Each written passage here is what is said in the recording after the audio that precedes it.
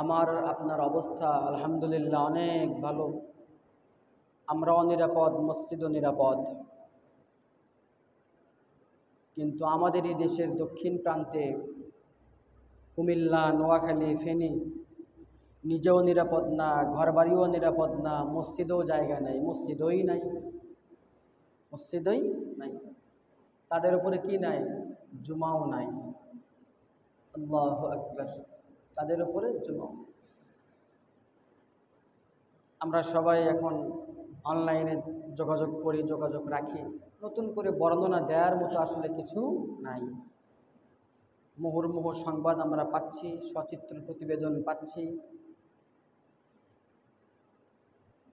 আমরা দেখেছি কি পরিমাণ আল্লাহু আকবার জীবন নাশকারী, প্রলয়ঙ্কারী বন্যার তারা ক্ষতিগ্রস্ত। বন্যা হয়, প্রাকৃতিক দুর্যোগ হবে, এটা স্বাভাবিক বিষয়, এটা নিয়ে কোনো মাথা ব্যথার কোনো কারণ নাই। বিষয়টা যদি এমন হয়, হঠাৎ করে রাতের আধারে আপনি ঘুমাইছেন বাচ্চা সহ, আপনার গোয়ালে গরু আছে, খোয়ারে হাঁস মুরগি আছে, ছাগল আছে, বাড়িতে ছোট ছোট বাচ্চা আছে, বৃদ্ধ বাবা মা আছে, বৃদ্ধ বাবা মা আছে। এমত অবস্থায় যদি পিঠ ভিজে যাওয়ার কারণে ঠান্ডা লেগে পানির স্পর্শে আপনার ঘুম ভেঙে যায়, তখন কি কারো হিতাহিত জ্ঞান থাকার কথা? বাচ্চা সামলাবে, বৃদ্ধ বাবা মাকে সামলাবে, নাকি প্রয়োজনীয় কিছু সহায় সম্পদ হাতে ধরবে, নাকি গোয়ালঘর থেকে গরুগুলোর দড়ি ছুটাইয়া দেবে? কি করবে? কোনটা করবে? কোনটা করার সুযোগ নাই। তো এইটা আসবে, আমরা এটাতে ভয় পাই না। এটাতে কি পাই না? ভয় পাই না। وَلَنَبْلُوَنَّكُمْ بِشَيْءٍ مِّنَ الْخَوْفِ وَالْجُوعِ وَنَقْصٍ مِّنَ الْأَمْوَالِ وَالْأَنفُسِ وَالثَّمَرَاتِ। আল্লাহ তাবারক ওয়া তাআলা বলতেছেন যে তোমাদেরকে আমি নাবলুওয়ান্নাকুম, অবশ্যই তোমাদের পরীক্ষা করব। এই পরীক্ষাটা একদিক থেকে যেমন ঈমানের পরীক্ষা, ঠিক একইভাবে আরেক দিক থেকে তোমাদের মনোবল, তোমাদের দেশপ্রেম, তোমাদের ঐক্য এবং একতার পরীক্ষা, যে তোমরা কতটা সুগঠিত, সংগঠিত, তোমরা কতটা মজবুত, তোমরা একে অপরের জন্য কতটা আত্ম উৎসর্গকারী, কতটা ডিভোটেড, কতটা নিবেদিত প্রাণ। নাবলুওয়ান্নাকুম, কিভাবে করব? বিশাইইম মিনাল খাউফি ওয়াল জু', ভয় এবং ক্ষুধা। ভয় এবং ক্ষুধা, ভয় না এটা? চারিদিকে পানি, শহর লেভেল যেটা। আচ্ছা, আমাদের এই সামনে হাই রোডের ওপর যদি এক গলা পানি হয়, এক কোমর পানি হয়, তাহলে রাস্তার দুই পাশের অবস্থা কি দাঁড়াতে পারে বলেন তো? তো কুমিল্লা, ফেনী, চিটাগং হাই রোডের পানি, যে হাই রোডগুলো স্বাভাবিকভাবেই উঁচু করে বানানো হয়, বন্যা প্রতিরোধক ইত্যাদি বিভিন্ন রকম কিছু বিবেচনা করেই তো উঁচু করা হয়। সেটাও যখন ছাপিয়ে পানি উঠে গেছে, তখন আশেপাশের অবস্থা বোঝাই যাচ্ছে। তো ভয়, এটা কোথাও তো দাঁড়ানোর জায়গা নেই, যাবে কোথায়? সমস্যা হলো যে একটা এলাকায় একটা আশ্রয় কেন্দ্র থাকে, একটা উঁচু ভিটা থাকে, উঁচু জায়গা থাকে, কিছুই তো নাই। দোতলা পরিমাণ পানি উঁচু হয়ে গিয়েছে, দোতলার ছাদ দেখা যাচ্ছে। টিনের একচালা ঘরগুলোতে সম্পূর্ণই কিছু কিছু জায়গাতে পানির নিচে।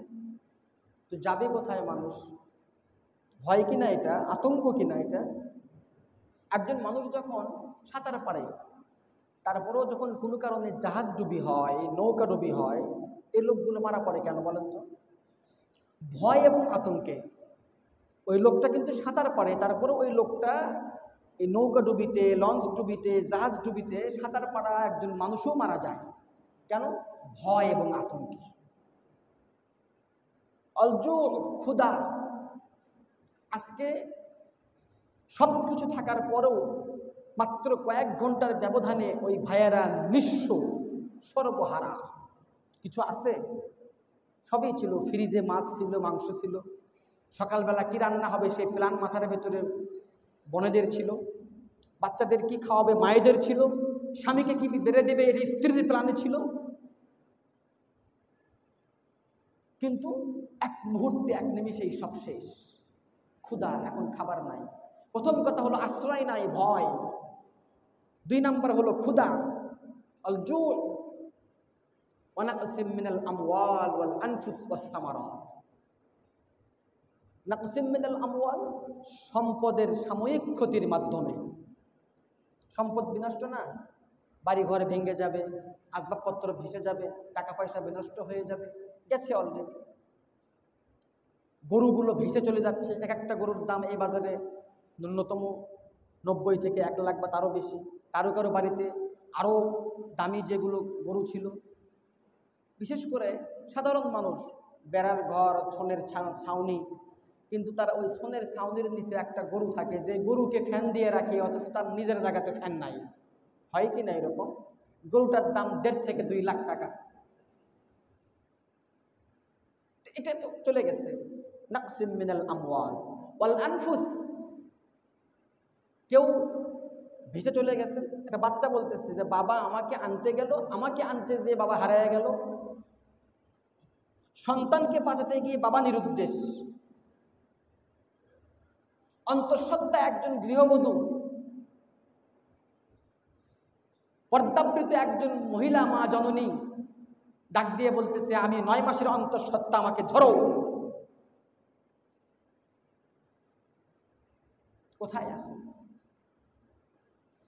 এগুলো দৃশ্য দেখা যায় না। ছোট ছোট বাচ্চারা পানির ভিতরে এরকম জুবুথুবু হয়ে বসে আছে। ছোট একটা বাচ্চা, এই 7-8 বছর বয়সের, সে দৌড়ায় যায়, তারই সমবয়সী একজন বাচ্চার লাশকে এরকম উঠায় ধরল। দৃশ্যগুলো কি কল্পনা করা যায়? আমার সন্তান যদি এমন হইতো, আমার বন্ধু, আমার ভাই, আমার ছেলে, আমার মেয়ে, আমার স্ত্রী। নাকসিম মিনাল আমওয়াল ওয়াল আনফুস ওয়াস সামারাত, ক্ষেত খামার, ফসল, হেক্টরের পর হেক্টর, বিঘার পর বিঘা। এটা তো আমন সিজন না, ঈদই তো উঠে গেছে, জমি রোপণ করা হয়ে গিয়েছে। কৃষকের প্রতিটা ঘামের ফোঁটা আছে এক একটা রোয়ার চারার গোড়ার ভেতরে। আস-সামারাত, আল্লাহ বলতেছেন এই সব কিছু দিয়ে আমি তোমাদেরকে পরীক্ষা করি। বাশশিরিস সাবিরিন, তোমরা সবর ইখতিয়ার করো। বিপদ যাদের উপরে আপতিত হয়েছে তাদেরকে আল্লাহ উদ্ধার অবশ্যই করবেন। শুধু তাই না, এর দ্বারাই এই প্রজন্মের এবং বর্তমান সময়ের এই বাংলাদেশের সকল আপামর জনসাধারণের একতা, ঐক্যবদ্ধতা, দেশপ্রেম, একে অপরের জন্য যান বিসর্জন করা যে নজির উঠে আসতেছে, এটা ইতিহাস বিরল। এর দ্বারাই যেমন করে এই জাতি সুগঠিত হবে, সুসংগঠিত হবে, দেশপ্রেমে উদ্বুদ্ধ হবে। এরা শত্রু আর মিত্রকে চিনতে পারবে। কে শত্রু আর কে মিত্র চিনতে পারবে।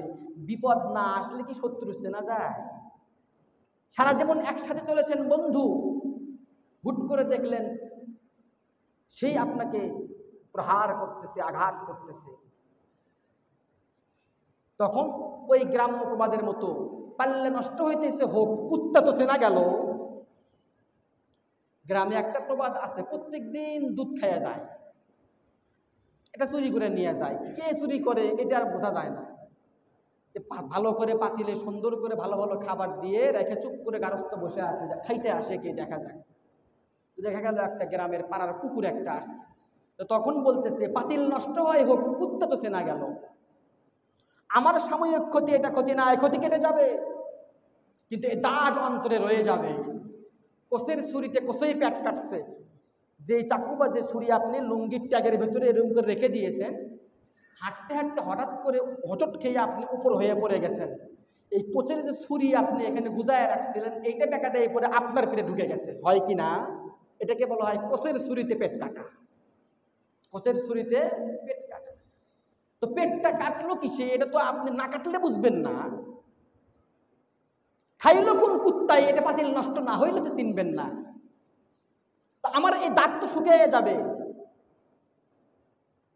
কিন্তু আমরা আসলে বন্ধুকে, আসলে প্রতিবেশীকে, আসলে হিতাকাঙ্ক্ষীকে, এটা এ প্রজন্ম বুঝে যাবে। এটা দরকার ছিল, এটা দরকার ছিল। সুদীর্ঘ সময় যে আমরা বন্ধুত্বের দোহাই দিয়ে আসতেছি, এই বন্ধুর প্রকৃত রূপ চেনা দরকার। আসলে এটা কোনো প্রাকৃতিক দুর্যোগ নয়, এটা জলসন্ত্রাস, এটা আগ্রাসন,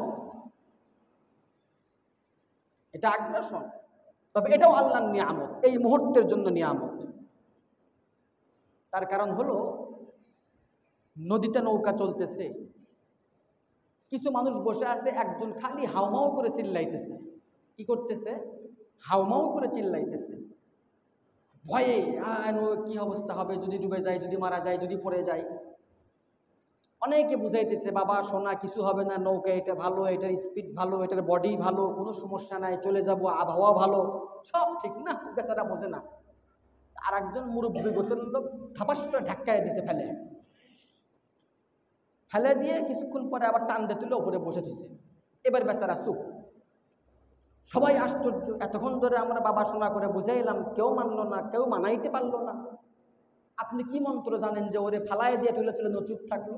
বলে মন্ত্রে কিছুই না, আসল কথা হলো কোনটা বিপদ আর কোনটা ভালো, কোনটা বন্ধু কোনটা শত্রু ও জানতো না, যার কারণে ওরে শত্রু চিনায়া বন্ধুর মতো আগলায় নিলাম। এখন ও চিনছে তাই চুপ, এখন ও চিনছে তাই চুপ। যার কারণে মাওলানা আব্দুল হামিদ খান ভাসানী, মাওলানা আব্দুল হামিদ খান ভাসানী কৃষক প্রজা শ্রমিক আন্দোলনের নেতা ছিলেন। তিনি বলেছিলেন, যদি শত্রু চিনতে ভুল করো তাহলে জীবনেও সামনে আগাইতে পারবা না। কে আমাদের চিরশত্রু? ৪৭-ও একই আচরণ, ৭১ যেটা করেছে নাটকীয় মঞ্চস্থায়ন, এরপরে তো সবই সামনে। তোমার অসুবিধা হতে পারতো, বলতে পারতে, তুমি সমস্যাটা কোথায়, অ্যালার্ম দিতে পারতে। আমরাই তো, যেই নদী তোমার দেশে সেই নদী আমার দেশে, অসুবিধা হতেই পারে। তোমার দেশ ডুবে যাক সেটাও আমরা চাই না। পানি যখন আটকানো আছে, পানি ছাড়তেও হবে। সময় দিতা, সতর্ক করতা। আল্লাহু আকবার। 1996 সালে এই জন্য তিনি মাওলানা আব্দুল হামিদ খান ভাসানী ফারাক্কা অভিমুখে লং মার্চ করেছিলেন। তিনি বুঝেছিলেন যে এই বাংলার সংকট কি হতে পারে, এই কৃষি প্রধান দেশের মূল সমস্যা কি হতে পারে। আমরা নিজেরাই সেটা বুঝি নাই। এই জন্য হতাশ হওয়ার কিছু নাই। وَلَنَبْلُوَنَّكُمْ بِشَيْءٍ مِّنَ الْخَوْفِ وَالْجُوعِ وَنَقْصٍ مِّنَ الْأَمْوَالِ وَالْأَنفُسِ وَالثَّمَرَاتِ وَبَشِّرِ الصَّابِرِينَ। কেউ কিন্তু হতাশও হয় নাই। যতগুলো খবর দেখবেন কেউ কিন্তু আল্লাহর উপর নারাজ না, বরং সবাই এটাকে একটা সুযোগ পেয়েছে সহযোগিতা করার, কাউকে বাঁচানোর, কারো হাত ধরার, কাউকে এক মুঠো খাবার দেওয়ার, কাউকে বুকে আগলায় নেওয়ার। কি ভ্রাতৃপ্রতিম নিদর্শন! এই তরুণ প্রজন্মকে স্যালুট জানাইতে হয়। ভেবেছিলাম এই তরুণ প্রজন্ম মনে হয় শুধুমাত্র টিকটক, ফেসবুক, ইউটিউব কন্টেন্ট এইগুলোর ভিড়ে চাপা পড়ে গেছে। না, এই ধারণা ভুল।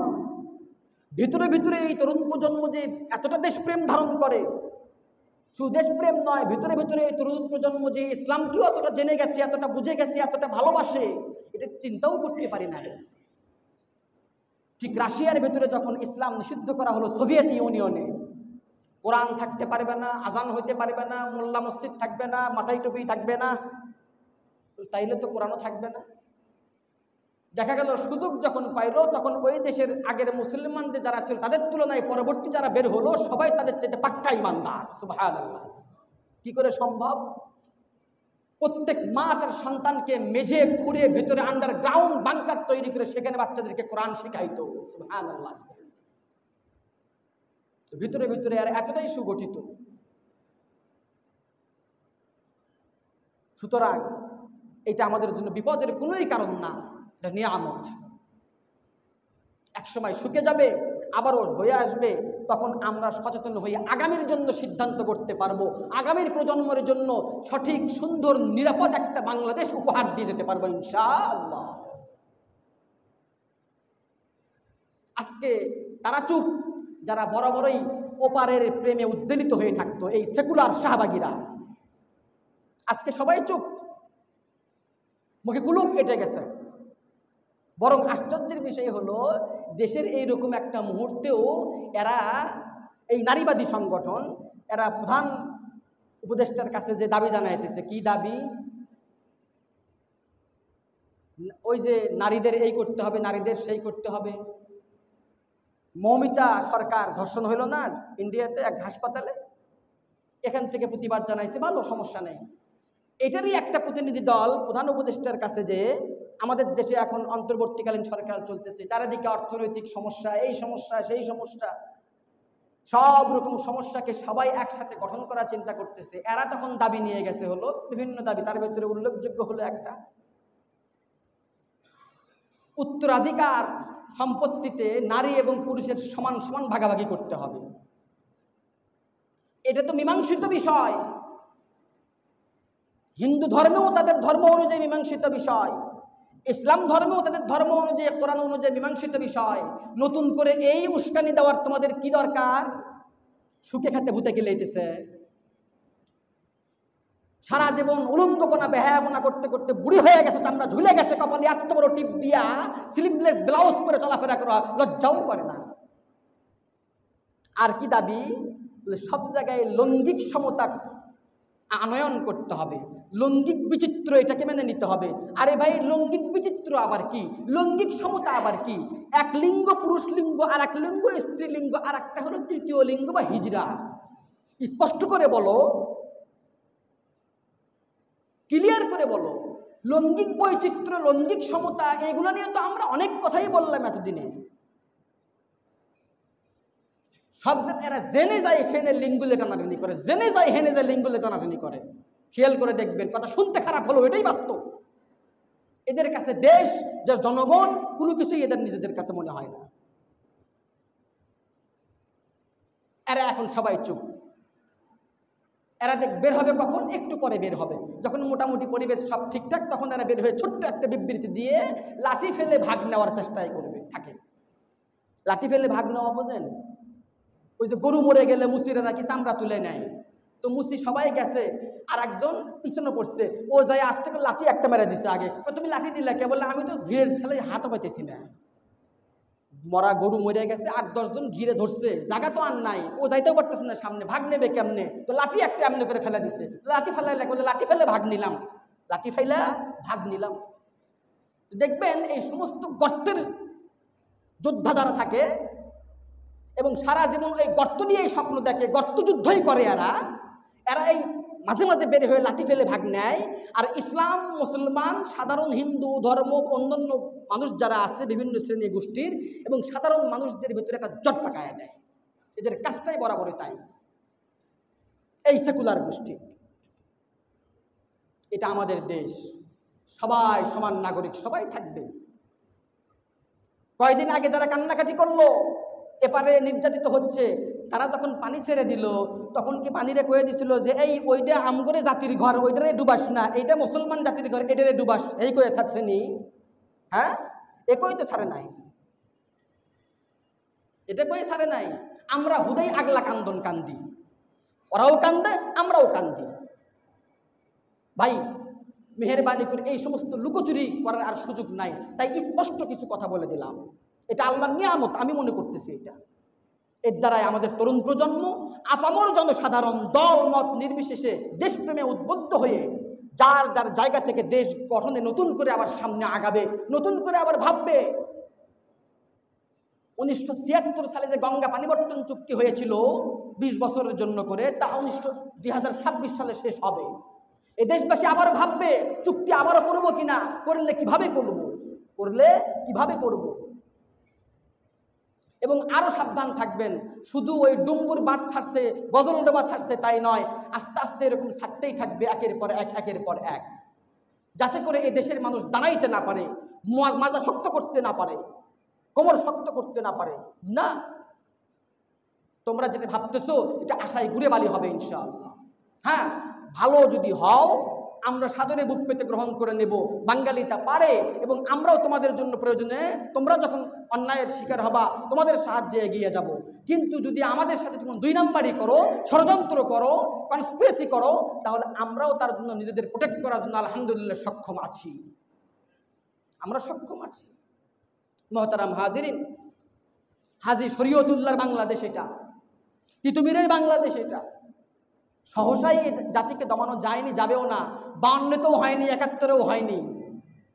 সত্যি ইতিহাসগুলো বলতে গর্বে বুক ভরে ওঠে যে আমি একজন বাংলাদেশি। এগুলো আগে অতটা বুঝি নাই, মনে করছি যে বলার কথা বলছে, শোনার কথা শুনছি, কিন্তু এখন এগুলো সত্যি নিজেকে উদ্বেলিত করে।